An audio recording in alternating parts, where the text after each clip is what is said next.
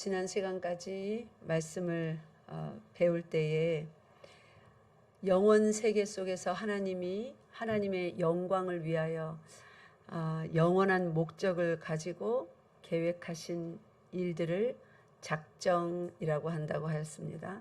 근데 그 계획하신 일은 앞으로 일어날 모든 일이라고 하였습니다. 그죠? 그래서 피조 세계에 일어나는 모든 일. 그래서 그 일어나는 모든 일 가운데 하나님의 작정하심을 이루시기 위하여서는 하나님이 방관자가 돼서 창조하시고 그냥 버려두면 안 됩니다. 그죠? 하나님이 친히 개입하셔서 이제 목적하시고 창조하신 이가 하나님이시니까 하나님이 친히 일을 하셔야 하나님의 목적을 이루실 수가 있습니다. 그래서 이제 하나님이 일하시는 거예요. 쉬지 않고. 그래서 이 피조 세계에 친히 관여하시며 일하시는, 그래서 하나님과 이 피조물 사이에, 특별히 인간 사이에 일어나는 그 모든 일들을 하나님의 섭리라고 한다고 하였습니다. 그러니까 여러분이 지난 한 주간 동안 어떤 내용의 삶을 살았는지 우리 서로는 모르지만 자기 자신은 다 알잖아요. 그죠? 어떤 일을 겪었든 또 그게 예상했던 일이든 계획했던 일이든 아니면 계획하지 못했던 전혀 예상 밖의 일이든지 간에 우연은 하나도 없이 전부 다 하나님이 허락하셨고 하나님이 친히 그 속에 계셨음을 우리가 믿어야 하는 것입니다. 믿습니까? 예. 그러니 예상치 못한 어떤 힘든 일을 만났어도 자녀들을 애매하게 고생시키고 힘들게 하려고 일으키는 일이 아니라 하나님의 모든 작정하시고 이 섭리하시는 일들은 무엇을 위하여 했다고 배웠습니까? 하나님의 영광을 위하여. 그러니까 자녀들이 고통받고 가난하게 사는 게 하나님의 영광일 리가 없습니다. 그죠? 그러니까 우리가 잠시 겪는 고통들도 저 하나님의 영광을 위하여 오늘 본문 말씀처럼 합하여 선을 이루시는 과정 가운데 잠깐 일어나는 일일 뿐이라는 거. 곧 영광이, 회복이 온다는 것을 믿고 그걸 믿음이라 그래요. 믿음으로 잘 견뎌내는 여러분 되시기를 바랍니다. 네. 오늘 본문 말씀 다시 한번 봅시다. 여기 로마서 8장 28절 보니까 우리가 알거니와 하나님을 사랑하는 자 곧 그의 뜻대로 부르심을 입은 자들에게는, 그러니까 이제 이거는 하나님의 작정 가운데서 일어나는 일이죠. 그의 뜻대로 누군가를 내 자녀 되도록 불러야 되겠다. 그렇게 작정하신 일입니다. 이제 그 다음에 섭리가 어떻게 일어나냐면 그런 사람들에게는 모든 것이 어떻게 해요? 합력하여 선을 이루느니라. 이 합력하는 일에 누가 개입이 돼 있는 거예요? 하나님이 개입이 돼 있는 거예요. 그러니까 모든 것이 합력하여 할 때 이거를 어떤 분들은 이렇게 생각합니다. 아하, 내가 겪는 모든 일, 사람 사이에 일어나는 모든 일, 이게 다 모아져서 결국에는 좋은 일이 되는 거구나. 네, 그것도 맞지만 완전하지는 않아요. 모든 것이 합력하여, 이 말은 그 안에 하나님이 또한 협력한다는 말이에요. 협력이라는 말이 조금 하나님의 일을 사람과 하나님 사이에 일어나는 일을 표현하기에 조금 부족한 듯 하지만 그래도 별다른 용어가 없으므로 그냥 그 단어를 쓸게요. 사람들이 많은 일들을 실제로 자기 자신이 계획합니다. 내가 계획하는데 하나님께서 그렇게 하면 안 돼, 이렇게 해야지, 그 길로 가지 말고 저 길로 가야지, 전부 다 무슨 계속 말씀을 하십니까? 하나님은 그런 식으로 일하지 않습니다. 하나님이 섭리하신다는 걸 오해해서 우리가 로봇같이 아무것도 내 마음대로 못하고 하나님이 다 지령을 내리고, 마치 간첩에게 저 북한에서 한국에 간첩 보내서 다 지령을 내리면 지령 그대로 해야 됩니다. 그죠? 그런 것처럼 섭리를 오해하면 안 돼요. 하나님께서는 우리에게 의지를 주셨습니다. 의지는 내 속에 있기 때문에 내가 발동을 하는 거예요. 내가 하고 싶은 대로, 내가 결정하는 대로 100% 내가 하고 싶고 100% 내가 결정하는 대로 일이 됩니다. 그런데 또 100% 하나님이 원하시는 대로, 100% 하나님이 결정하는 대로 됩니다. 말도 안 되는 이 두 개가 어떻게 같이 합해질 수 있을까요? 양극단이잖아요. 그죠? 모든 것이 100% 하나님의 허락하에, 하나님의 작정과 섭리하에, 또 모든 것이 나의 결정하에, 나의 생각과 계획하에 일어납니다. 사람으로서는 이 두 개를 합하여 선을 이룰 수가 없어요. 싸울 뿐입니다. 어떤 사람이 100% 나는 오늘 오른쪽으로 가야 되겠어. 그런데 어떤 사람은 나는 왼쪽으로 갈래. 이렇게 만약에 다른 의견을 가지고 있다고 칩시다. 그러면 어떻게 오른쪽에 가는 사람, 왼쪽을 가기를 원하는 사람을 합하여서 선, 둘 다 만족하는 길을 가게 할 수 있을까요? 있을까요? 없을까요? 없습니다. 예. 싸워야죠. 그래서 이긴 사람이 그 길로 가자 이러면 진 사람은 따라가야죠. 이게 사람이 하는 일입니다. 근데 하나님은요, 저 부자 청년이 있는 거 다 팔아서 가난한 자들에게 주고 나를 따르라 하니까 예수님의 말씀을 듣고 부자 청년이 어떻게 갔다고요? 자기가 가진 것이 많음으로 근심하여서 다 팔 수가 없거든요. 어떻게 자기 가진 거 다 팔아서, 아무리 예수님이 좋지만 다 팔아서 가난한 자들에게 빌려주는 것도 아니고 이자 받는 것도 아니고 거저 다 나눠주라고 그랬거든요. 나눠주고 예수님을 따릅니까? 그래서 가진 것이 너무 많은 사람이라 근심하며 가니까 그 뒤에 예수님이 한 말씀 하십니다. 뭐라고 하십니까? 사람으로서는 할 수 없으되 하나님으로서는 다 할 수 있느니라. 믿습니까? 네. 이것이 하나님의 섭리입니다. 그래서 합하여 선을 이룬다는 말은 어떤 말인가 하면, 사람은 완전히 이쪽으로 치우쳐져 있어요. 죄악의 길로. 하나님은요, 죄의 모양도 취하지 않습니다. 죄악된 생각조차도 안 하십니다. 그럼 하나님은 완전한 의이십니다. 하나님은 오른쪽에 계시고 사람은 죄의 길 왼쪽에 있습니다. 가는 길이 같습니까? 다릅니까? 잘 모르겠어요. 가는 길이 같은지 다른지. 하나님은 의롭고 사람은 악합니다. 가는 방향이 완전히 달라요. 여기는 선이고 천국이고 여기는 악이고 지옥입니다. 가는 길이 달라요. 누가 이걸 합할 수 있을까요? 사람으로서는 할 수 없습니다. 성경 말씀에 의하면 하나님으로서는 다 할 수 있습니다. 믿습니까? 이것이 합하여 선을 이룬다 이 말입니다. 하나님은 할 수 있습니다. 자, 그러면 하나님이 해야 되는 그 불가능한 것처럼 보이는 그 일이 도대체 어떤 일인가, 먼저 성경 말씀으로 한번 확인을 해봅시다. 하나님이 지금 완전히 지옥을 향하고 있고, 하나님은 지옥을 절대로 향하실 수 없는 분입니다. 한 발짝도. 하나님은 의이시기 때문에 악과 관계하지 않습니다. 그런데 어떻게 지옥길로 향하는 이런 죄인들을 하나님의 길로 완전하게 옮기셔서, 또 옮기시는 것뿐만 아니라 어떻게 하신대요? 영원토록 그들과 함께 사신답니다. 다시는 지옥길로, 죄악된 길로 향하지 않도록 새롭게 창조하셔서, 그러면 이 위대한 작정과 그 섭리를 이루셔야 되는 그 대상, 하나님이 백성 삼으신 그 대상은 도대체 어떤 종류의 사람들인가 먼저 확인합시다. 예레미야 4장 22절, 예레미야 4장 22절. 자, 성경을 펴보세요.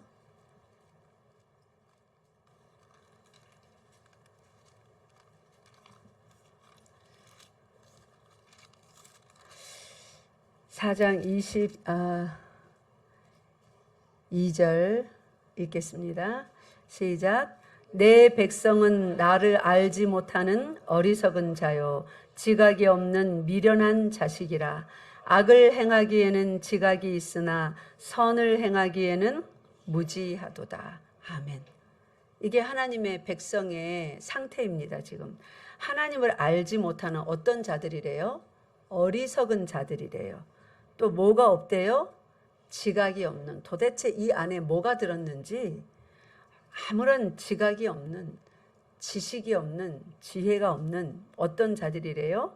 미련한 자식. 그러니까 하나님이 백성을 삼아서 지금 천국으로 데리고 가야 되는 사람들이 어리석고 미련한데, 차라리 여기서 끝나면 좋아요. 그냥 좀 어리석고 좀 미련하면 그래도 좀 낫습니다. 이제부터 더 문제입니다. 어리석고 미련한데 거기다가 뭐까지 해요? 악을 행하기에는, 아까 지각이 없다 그랬잖아요. 그죠? 지각이 없는 미련한 자식이라 그랬는데 지각이 있네요. 제법 지식이 있고 지혜롭네요. 무엇을 행하는데요? 머리가 가슴이 발달을 했는데 다 궁리하고 생각하고 발달을 했는데 뭐에 발달을 한 거예요? 거짓말하고 사기치고 내 유익을 위해서 남을 등쳐먹고 남에게 해를 입히고 이런 거 하는 데는 막 아주 전문가예요. 박사학위 몇 개 줄까요? 우리 자신을 생각해 봅시다. 지금은 뭐 그렇게 예수 믿으니까 악하지 않지만 옛날에 예수 안 믿고 살 때 악을 행하기에 너무너무 똑똑한데 지각이 있는데 박사학위 몇 개쯤 줄까요? 받고 싶은 대로 많이 주세요. 아주 그냥 박사학위를 몇 개 줘야 될 만큼 악을 행하기에는 지각이 있고, 그 다음에요, 선을 행하기에는 착하고 아름답고 의로운 그 선을 행하기에는 아주 무지합니다.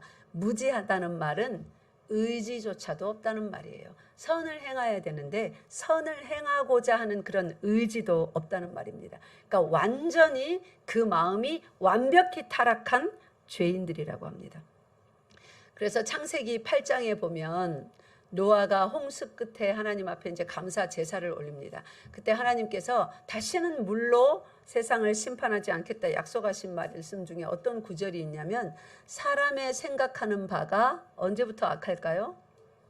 거기 말씀이 있습니다. 어려서부터 항상 악할 뿐임을 보시고, 이건 도대체 자기 스스로의 힘으로는 악을 행하기에는 지각이 있고 선을 행하는 데는 무지하고 어리석고 미련한 자식들이라 자기 스스로는 구원에 이를 수가 없는 거예요. 스스로 구원에 이른다고 만들어내는 종류의 신들을 보니 나무로 만들고 금으로 만들고 은으로 만들고, 하물며 이사야서에는 뭐라고까지 합니까? 나무를 산에 가서 좀 튼튼하고 좋은 나무 탁 베어와가지고 반토막 내서, 반토막은 장작으로 패서 불 떼서 아궁이 밥 짓고 방바닥 뜨뜻하게 해서 뜨뜻하다 하고, 반토막으로 뭐 만들까요? 금방 불쏘시개로 불 뗀 그 나무 반토막으로는요, 우상을 조각해서 흔들리지 않게 벽에 딱 고정해 놓고 비나이다 비나이다. 발바닥은 지금 뭘 밟고 서 있어요? 아까 그 똑같은 나무 반토막 자른 거 불쏘시개 하고. 이렇게 신을 만들어서 복 달라고 경배하는 것이 인간들입니다. 그러니까 저 우상 숭배하는 데 가면 산골짜기에 나무 밑에 뭐 조각조각 만들어서 또 돌멩이도 막 쌓아서, 기분 나쁘면 돌멩이 발로 팍 차버리는 그 돌멩이 아닙니까? 그죠? 근데 왜 돌멩이를 쌓아놓고 거기다가 비는 거예요? 그렇게 빌만한 돌멩이면 모든 길가의 돌멩이들은 가면서 처음부터 이렇게 절하고 가야죠. 오 돌님, 오늘도 거기 계셨나이까. 내 가는 길을 지켜주셔서 하고 돌을 두 손으로 싹 들어다가 저기 사람들 발길에 안 채이게 그렇게 옮겨드려야죠.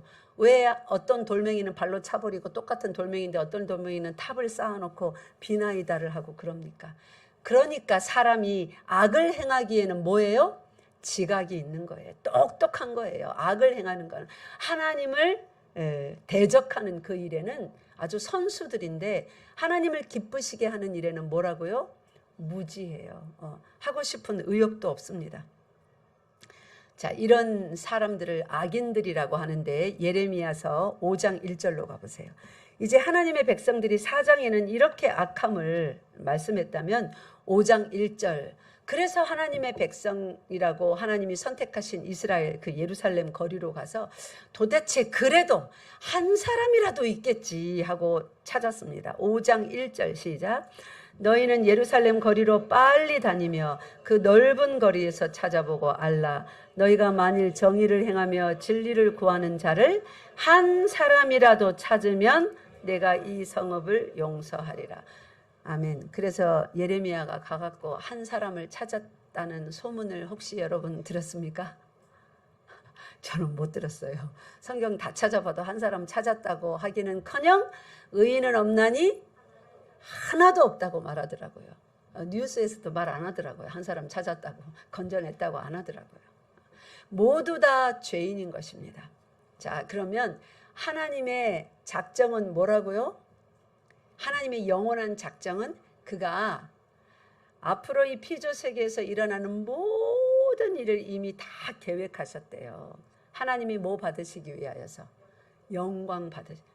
그 영광을 받아야 되는 대상이 지금 사람이잖아요, 그죠? 근데 이 인간들의 모양을 보니 어떻습니까? 악을 행하기에는 지각이 있고 선을 행하기에는 무지하고, 의인이 한 사람이라도 있으면 그 사람이 가서 좀 야 이러면 안 된다고 가르치기라도 하겠는데, 의인이 선을 행하는 사람이 몇 사람이에요? 한 사람도 없대요. 그러니까 하나님은 여기 계시고 하나님이 영광을 받아야 되는, 작정대로 섭리하셔야 되는 사람들은 죄다 여기 있어요. 이게 어떻게 합하여서 선을 이루어 하나님이 영광을 받으실까요? 이거는 impossible. 그거 왜 우리 톰 크루즈 나오는 영화 있잖아요. 제목이 뭐든가요? 미션 임파서블. 이게 톰 크루즈의 미션이 아니라 누구의 미션이에요? 우리 하나님의 미션이에요. 하나님이 창조하시기 이전에 영원 세계 속에서 작정을 하셨어요. 일어나는 피조 세계의 모든 일들을 통하여 하나님이 영광 받으시기로. 눈 씻고 찾아봐도 영광을 돌릴 자가 단 한 사람도 없습니다. 이 양극단의 일이 어떻게 합하여져서 하나가 되냐 이 말이에요. 그런데 하나님은 그 일을 작정하시고 시작하셨으므로, 말하자면 여러분 중에 누군가가 진짜 망나니 중에 망나니 같은 어떤 아이를 보고 불쌍히 여겨서, 오늘 뉴스에 나온 거예요. 막 부모를 때리고 집안에 있는 모든 좋은 거를 늘 훔쳐가고 친구들을 향하여는 밤낮으로 욕설만 내뱉고, 그런 망나니를 봐서 부모가 이제 걔를 버렸대요. 이제 문 딱 닫아보고 너는 내 자식이 아니라고 버렸는데, 버림 받았으면서도 부모에게 잘못했습니다가 아니고 막 욕을 하면서 밖을 뛰쳐나가는 걸 보고, 여러분 중에 누군가가 자신의 어린 시절, 내가 어렸을 때 나도 저랬는데 누군가가 나를 끝까지 인내해주고 나를 돌봐주고 가르쳤으면 내가 좀 변화하여서 새로운 인생을 살 수 있었을 텐데 하면서 그 아이를 보면, 내가 저 아이를 데려다가 내가 좀 사랑하고 교육하고 바꿔봐야 되겠다 했다고 칩시다. 그럼 여러분은 여기 있고 그 아이는 여기 있어요. 아무리 사랑해줘도 사랑하면 할수록 노라니까. 나는 그딴 거 필요 없다니까. 내가 언제 사랑해달라고 했어? 내가 언제 참아달라고 했어? 화나냐? 내가 욕해서 화나냐? 그럼 너도 쳐. 조그만 게 어른한테, 자기를 돌봐주는 자한테 그렇게 했다고 칩시다. 양극단이에요. 때려 필요 없어. 나는 그렇게 태어났어. 나는 그렇게 살 거야. 당신의 보호 따위 필요 없어. 계속 이러면서 비아냥거리고 한다고 합시다. 이렇게 있어. 이걸 어떻게 합하냔 말이에요. 합할 수 없습니다. 우리 힘으로는. 하다 지쳐서 나가 떨어집니다. 우리 하나님은 이 일을 한 사람을 향하여서가 아니라 당신이 선택하신, 계시록에 가니까 몇 명이든가요? 헤아릴 수 없을 만큼. 하나님은 헤아리십니다. 그런데 사람으로는, 사람의 컴퓨터 계산기로는 헤아릴 수 없다는 말이에요. 그렇게 많다는 말이에요. 아무리 우리가 헤아리려고 받아 너무 많아서 헤아릴 수가 없어요. 그 수많은 사람들을 하나님이 완전히 누구닮게, 하나님의 형상을 완전히 회복해서 하나님 닮게, 악한 것은 다시 생각지도 아니하는 그런 완전한 사람, 거룩한 사람, 능력의 사람, 아름다운 사람, 선하신 사람으로 딱 만들어서 하나님 나라에 마음껏 다니며 살게 하신대요. 이제 해 아래서 하루 이틀 사흘 새며 사는 그런 늙어가는 삶이 아니라, 해 아래 있으면 늙어갑니다. 날이 하루 이틀 사흘 지나갈 때. 근데 하나님 나라는 해 아래의 삶이 아니에요. 하나님이라는 그 근원적인 빛 아래에서 살기 때문에, 그 빛은 요한복음 1장에 의하면 그 빛이 뭐라고요? 예수 안에 빛이 있었는데 그 빛이 뭐라고요? 사람들의, 따라하세요, 생명. 그러니까 우리가 하나님의 빛 아래서, 요한계시록 가니까 하나님 나라에는 해가 없다잖아요. 달도 없다잖아요. 그죠? 빛이 누구예요? 하나님 자신이에요. 하나님이 빛인데 그 빛은 사람들의 생명이에요. 그러니까 생명력이 넘쳐나는 그 빛 아래서 사니까 늙어갑니까? 병이 옵니까? 아니요. 살면 살수록 활력이 넘치는 거예요. 그 미모가, 아주 핸섬함이 폭발을 하는 겁니다. 하나님 나라에는 자고 일어나는 아침 저녁이 없고 그냥 존재하며 잔치하며 즐거이 사는 나라입니다. 그래서 지나가다가 만나면 만나면 만날수록 아름다우시군요. 어이구, 다시 보니 더 멋지시군요. 보면 볼수록 아름다운 거예요. 그 나라에는 어제 오늘 이런 게 없기 때문에 어제보다 더 멋지시군요. 이렇게 인사할 수가 없어서 제가 뭐라고 표현할 수가 없습니다. 우리 친구들이 왜 10년 만에 만나놓고 어머 똑같아 하나도 안 늙었어 막 이러잖아요. 새빨간 뭐예요? 안 늙기는 뭘 안 늙어요. 만약에 진짜 그랬다면 성형수술 한 거죠. 여기 땡기고 막 뭐 주사하고. 근데 하나님 나라에는 진짜 그래요. 그 말은 언제 해야 돼요? 어머 똑같아 하나도 안 변했어. 어디 가서 하는 거예요? 하나님 나라요. 그 나라에서는 우리의 그런 말도 입 빨린 소리가 아니라 진실이 됩니다. 변하지 않는 최고의 아름다운 모습으로 그렇게 살 것입니다. 그런데 우리가 누군지 다 알아볼 수 있어요. 이러한 우리의 고유한 특성은 잃지 않고 그대로 하나님이 두신답니다.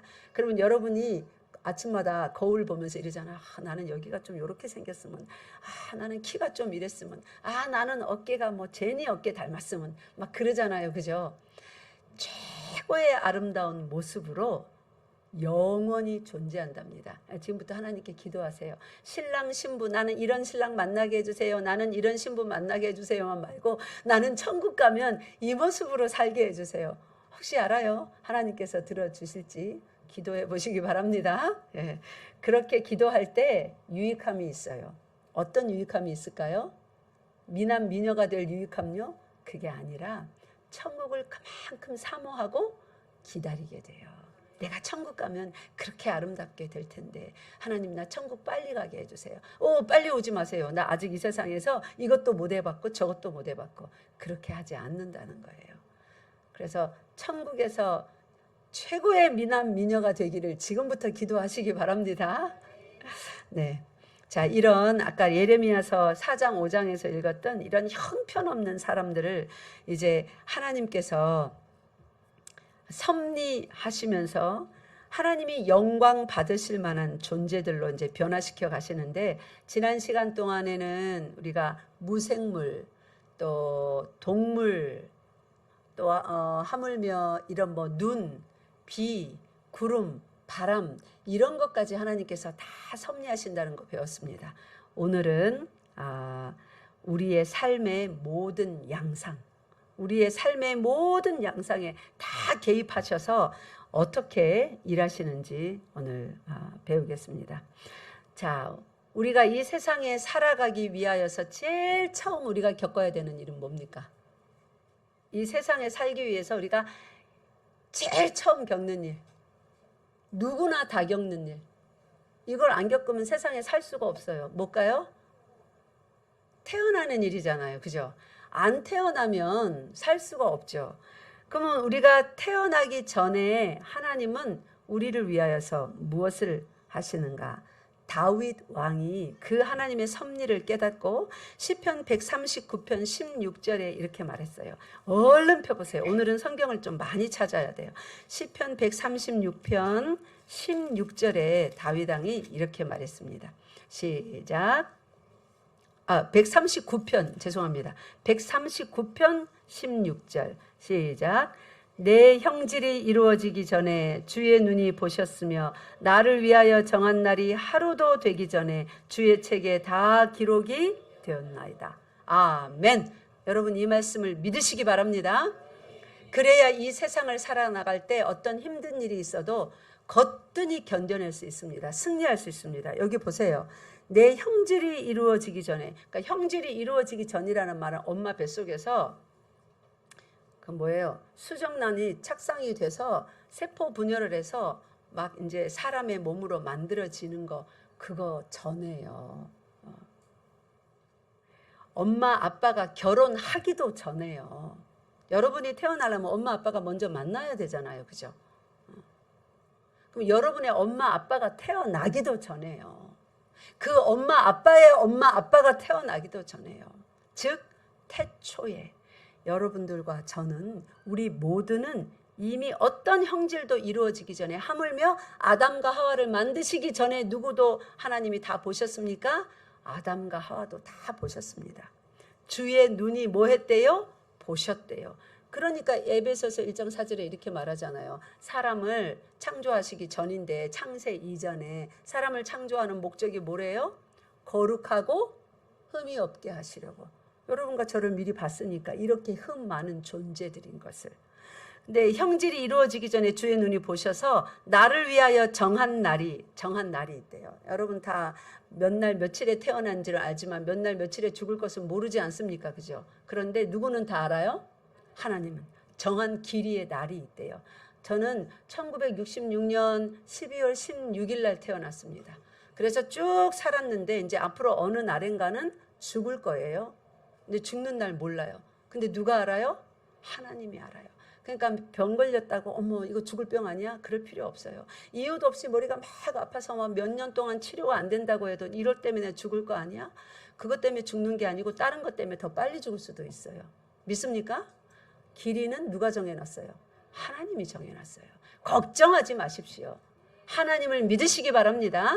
하나님이 여러분이 예수 잘 믿도록 하셔서 천국 갈 준비가 완전히 돼야 이제 됐다. 내 나라로 들어올 준비됐으니 너는 땅에서 고만 살아도 돼 하고 데려가시는 것입니다. 그래서 그 길이를 정해두었습니다. 아프다고 죽는 거 아니에요. 몸이 약하다고 죽는 거 아니에요. 굶는다고 죽는 거 아닙니다. 하나님께서 허락하시지 않으면 아무리 굶어도 안 죽어요. 어떤 사람은 40일 넘게 굶어도 안 죽어요. 어떤 사람은 하루 굶었는데도 죽습니다. 생명의 주인이 누구라서 그래요? 하나님이라서 그래요. 제가 저쪽 양산에 살 때 저희 집 앞에 노 부부가 사셨는데 그 할머니가 노다지 아팠어요. 거의 죽을랑 말랑 할 정도로 아파요. 노다지 수술하고 노다지 아프고 병원 가시고 그때도 장기간 입원하시다가 할아버지는 건강했습니다. 그래서 그 할머니가 장기간 입원하셨는데 할아버지가 가서 이제 퇴원을 시켜 놓으셨어요. 아이고 내가 못 살겠다. 나는 일이 튼튼한데 이 할망고는 말이야. 이러면서 넋두리를 하시면서 할머니를 퇴원시켜 놓으셨어요. 그리고 어떤 일이 일어났냐면 퇴원시킨 그 주간에 할아버지 갑자기 돌아가셨어요. 이유가 뭐예요? 그렇게 건강하시던 할아버지 병원 한 번 안 가셨는데 아이고 아프다 이런 거 없었어요. 일찍 일어나서 염소 다 몰고 나가시고 밭에 나가서 밭일하시고 건강하고 아무거나 입맛도 너무 좋으셔. 이유가 없어요. 그냥 주무시다가 갑자기 돌아가셨습니다. 생명의 주인이 누구라서 그렇습니까? 하나님이 정해두셨습니다. 믿습니까? 아프다고 몸 약하다고 그래서 죽는 게 아니에요. 건강하다고 안 죽는 게 아닙니다. 우리 여기는 지금 어린 아기부터 어린이, 청년, 학생, 어른, 노인들까지 다 함께 있습니다. 누가 제일 먼저 갈까요? 일반적으로는 어르신들이 제일 먼저 돌아가시지. 그건 모르는 일입니다. 하나님이 생명의 길이를 정해두셨습니다. 그러니까 여러분의 모든 하루하루는 정말로 소중한 하루예요. 내일 내가 어떻게 되는지 모르니까 오늘 예수 잘 믿고 잠자리에 드시기 바랍니다. 그래야 천국이 보장되는 거예요. 땅에서도 고생했는데 죽고 나니까 이제 지옥이면 어떡합니까? 돌이킬 수가 없어요. 그거는 오로지 땅에서 호흡이 있는 동안 살아있는 동안만 기회가 있는 거예요. 뭐 할 기회예요? 예수 믿을 기회. 죽고 나면 기회가 없습니다. 지옥행위로 가는 것입니다. 그래서 하나님께서 우리의 형질이 이루어지기 전에 나를 위하여 정한 날이 하루도 되기 전에 주의 책에 다 기록되었대요. 그래서 제가 1960년에 12월 달에 그날 그렇게 태어나서 많은 것을 저도 경험하고 살았는데 이렇게 목사가 될 줄을 30대 후반이 될 때까지 전혀 모르고 세상 사람으로 예수는 믿었어요. 교회 집사로 그렇게 살았어요. 그런데 하나님의 책에 적어놨기 때문에 나를 목사로 만드셔서 말씀을 전하도록 교회를 개척하도록 하나님이 정해두셨기 때문에 제 30대 중반쯤에 그 일이 그렇게 일어났고 제가 오늘 여기 서 있고 하나님이 정하셨기 때문에 여기 여러분이 지금 들어와서 말씀을 듣고 있는 거예요. 한 날도 하나님이 정해두신 거 없이 그냥 그렇게 갑자기 우연히 일어나는 법이 없는 것입니다. 믿습니까? 네. 또 욥은 그냥 이건 들으세요. 욥기 14장 5절에 보면 욥이라는 사람이 이렇게 말했어요. 자기가 어마어마한 고통을 당했잖아요. 10 자식이 다 죽었습니다. 그죠? 동방의 최고 부자였는데 자기 모든 소유를 전부 다 잃었어요. 완전 탈탈 털린 강도 만난 그리고 알거지가 되어가지고 자식도 다 죽고 부인은 자기 보고 아이고 신을 저주하고 죽어버려라. 막 부인이 그렇게 말하는 거예요. 너무 이제 화가 나니까. 그리고 자기 몸은 머리끝부터 발끝까지 악창이 나서 기왓장으로 몸을 벅벅 긁으며 그러니까 차라리 죽는 게 낫죠. 목숨만 간신히 붙어있는 그 사람이 하나님의 섭리하에서 뭐라고 고백했냐면 인생에 대해서 하나님께서 사람의 날을 정하셨고 그의 달수도 죽게 있으므로 그의 규례를 정하여 넘어가지 못하게 하셨사온즉. 그러니까 이 말은 뭐냐면 자기가 지금 어마어마한 고통을 겪고 있잖아요. 그 고통의 날수를 달수를 뭐 했대요? 정해놨대요. 아무리 발버둥 쳐도 그거를 길이를 나는 하나님 그러면 좋습니다. 내가 뭔지 모르지만 죄를 지었다 칩시다. 그럼 나 한 달만 고통받을게요. 한 달 만에 다 치르고 넘어갈 수 있다는 말이에요? 없단 말이에요. 아무리 고통스러운 일이 있어도 그 고통을 다 하나님이 정해둔 길이만큼 지나기까지는 감하지 못합니다. 그러면 즐거운 일이 있을 수 있잖아요. 그죠? 그럴 때 여러분 어떤 사람은 평생에 즐거운 일을 별로 경험해 보지 못해서 어머나 이거 너무 즐거운데 이거 누가 도둑질해 가면 어떡하지? 즐거운 표 내지 마라 막 이러거든요. 아니요. 즐거운 날의 길이도 누가 정해두셨어요? 하나님이. 그러니까 정상으로 사세요. 즐거운 일 있으면 어떻게 할까요? 춤추며 기뻐하세요. 슬픈 일 있으면 어떻게 할까요?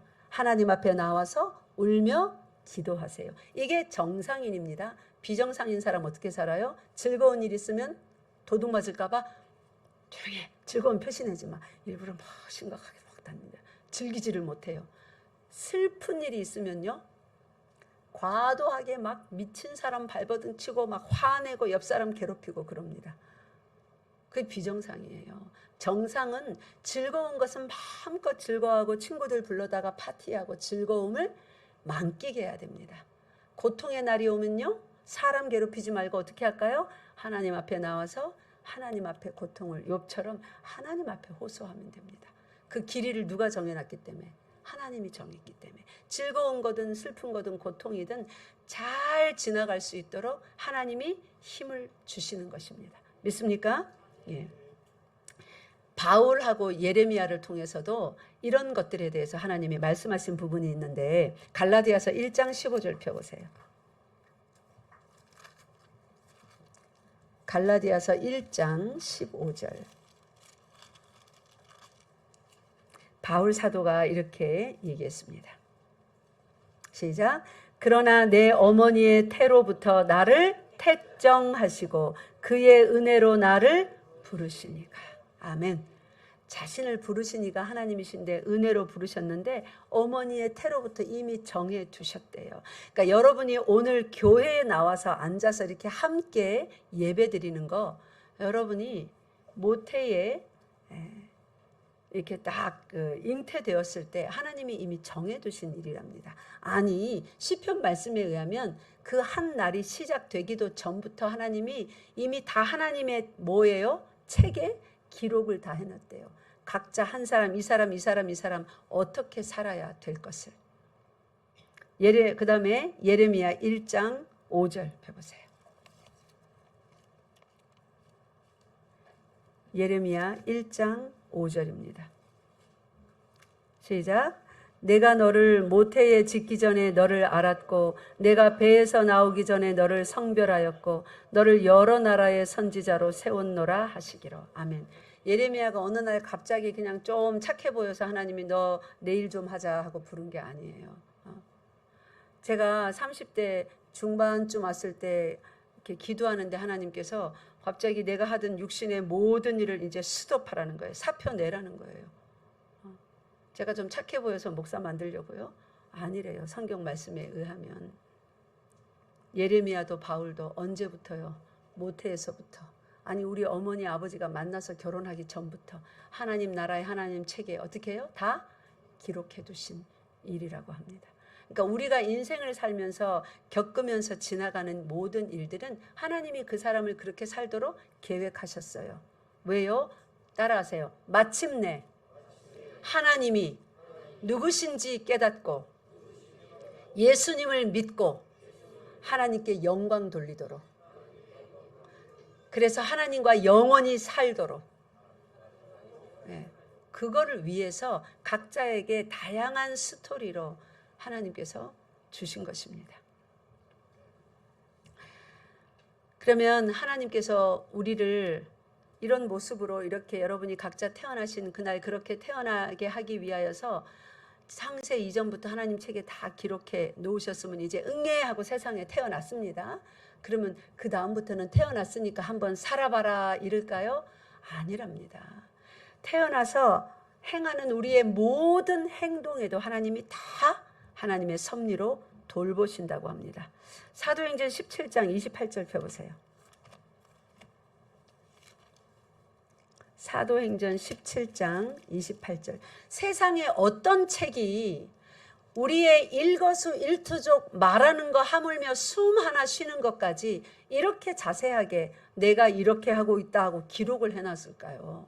어떤 책도 이런 걸 기록하고 있지 않습니다. 오직 하나님이 우리에게 주신 책 성경만이, 창조주만이 이런 걸 기록하실 수가 있는 것입니다. 우리 사도행전 17장 28절 읽겠습니다. 시작. 우리가 그를 힘입어 살며 기동하며 존재하느니라. 예, 거기까지만요. 그를 힘입어 살며 기동하며 존재하느니라. 이게 무슨 말이냐면 우리가 하나님, 그 하나님에 속해하여서 하나님으로 인하여서 살게 되고 움직인다 이 말이에요. 하나님 때문에 움직이는 모든 움직임이 다 움직일 수 있고 하나님 때문에 그렇게 움직이며 살 수 있게 된다는 거예요. 그리고 하나님 때문에 나라는 존재가, 여러분의 그 존재가 계속 유지가 된다는 말이에요. 보존에 관한 거는 지난 시간까지 제가 많이 말씀드렸습니다. 그죠? 하나님이 어떻게 우리를 다 보존하시는지. 하나님 때문에 내가 오늘 나라는 홍경희라는 이 인간의 정체성, 이 속성을 잃지 아니하고 그대로 지금 보존되고 살고 있는 거예요. 그런데 이제 보존만 되고 사는 건 내 마음대로 사는 게 아니라 살며 기동한다. 하나님으로 인하여. 그러면 움직이는 모든 것이 다 하나님의 섭리하에 있다는 말입니다. 날마다 우리가 내딛는 모든 발걸음을 주께서 인도하신다는 말이에요. 이것에 대해서 성경이 또 얼마나 자세하게 말하고 있는지 여러분, 한 걸음 한 걸음 주 예수와 함께 찬양하잖아요. 그죠? 그 한 걸음 한 걸음 내가 내딛는 발걸음, 여러분이 그렇게 발걸음을 내딛어서 오늘 여기까지 모였잖아요. 그죠? 우리 찬송도 있잖아요. 여기에 모이느리 크신 은총 받은 자여라. 이게 진짜 사실입니다. 여기에 모인 것이 우연이 아니에요. 우리의 모든 걸음을 누가 인도하신다는 말이에요? 하나님이 인도하신다는 말이에요. 그래서 어디로 가라, 어디로 가지 마라까지 때때로는 어떤 순간에는 말씀을 하시는 거예요. 걸음을 인도하시는 분이기 때문에 그 부분에 대해서는 너무 많은 말씀이 있는데 지금 4군데를 찾아서 읽겠습니다. 예레미야 10장 23절입니다. 예레미야 10장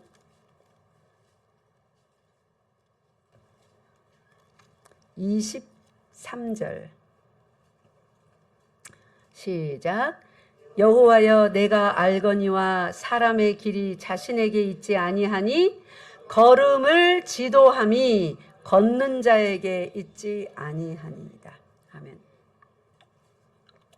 이걸 우리에게 가르쳐 주시기 위해서 하나님께서 사람으로 태어났을 때 동물들을 태어나면 그 걸음을 어떻게 걸어야 되는지 동물 어미가 가르칩니까? 자, 나 따라해봐. 왼발 오른발 내 손 잡아줄게 하고 사자 아빠가, 사자 엄마가 사자 새끼 가르칩니까? 사슴 엄마가 사슴 보고 가만히 닫혀 조금 있다가 내가 가르쳐줄게 오른발 왼발 합니까? 안 합니다.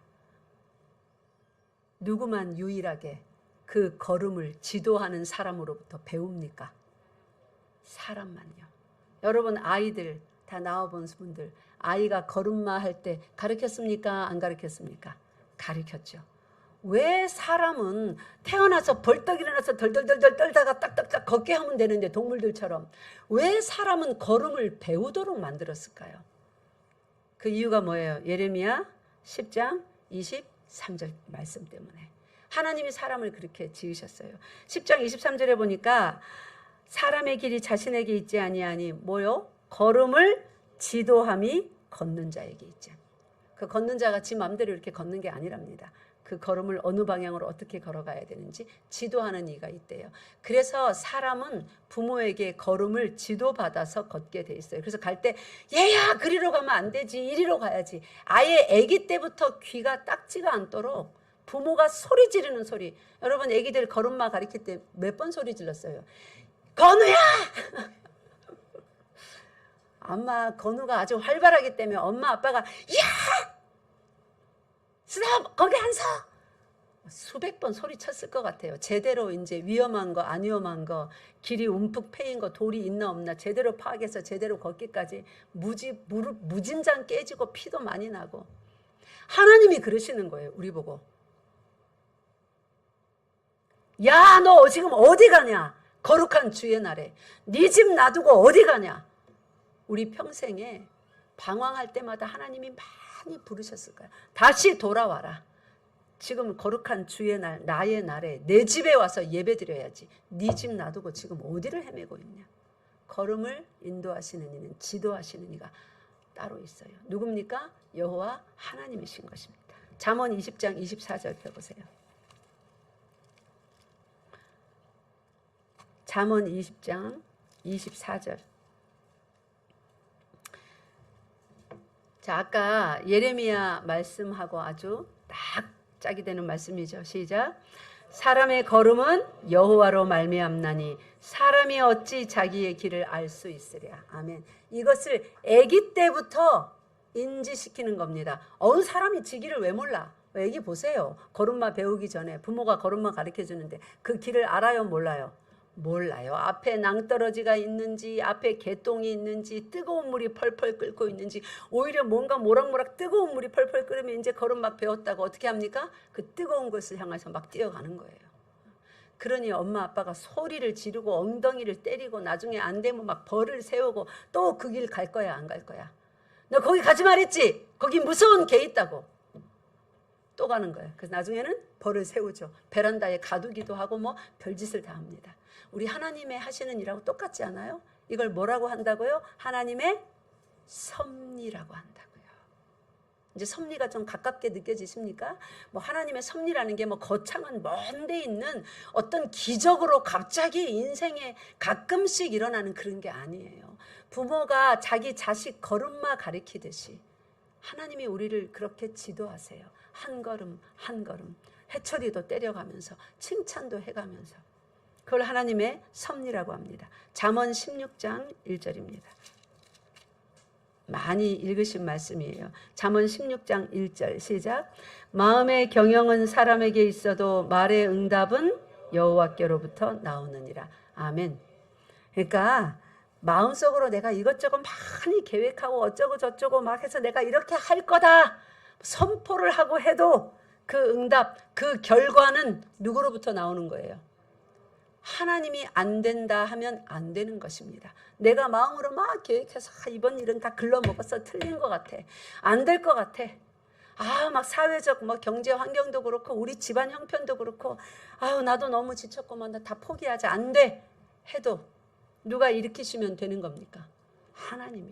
그게 이 말이에요. 말의 응답은 여호와께로부터 나느니라. 그러니까 우리가 하나님을 붙잡되 얼만큼 열심히 붙잡아야 되는 거예요. 따라하세요. 온 마음을 다하여,